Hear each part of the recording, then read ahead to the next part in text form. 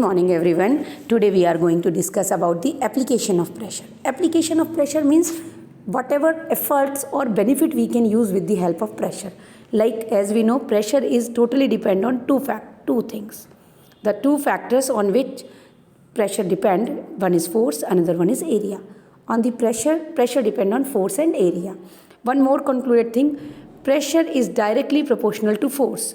If force on an object will increase, pressure will already increase, and pressure is inversely proportional to area. If area will increase, pressure will decrease because this is inversely proportional. So on the basis of this relation only we are going to use, or we are going to just understand the application of pressure. Like pressure is equal to force upon area. Force will increase, pressure will also increase, but area will increase, pressure will decrease. In such scenario, we can understand, like we can take the example of knife.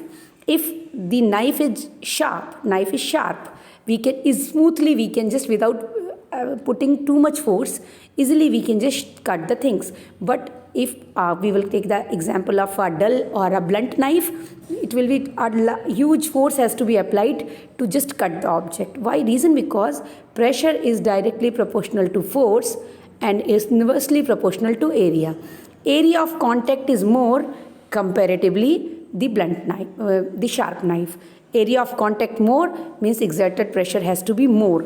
Here area of contact is less, exerted pressure should be less. So that is why sharp knife can cut the object easily and blunt knife is taking time to cut the object.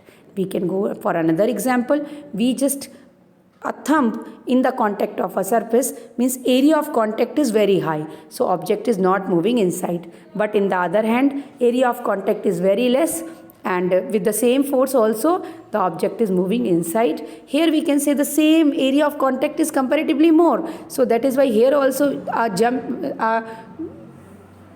object is not moving inside, and we can just see area more, pressure less. Another thing, like we will take the example of a brick. A brick means if we will take one brick, area of contact is more, here area of contact is less. So that is why pressure on both the cases will be different. Here pressure will be comparatively area more, pressure less. Here area less, pressure will be more on that. So we can understand here the surface is this much and here this much length has moved inside the water. We can go for one nice example of the school bag.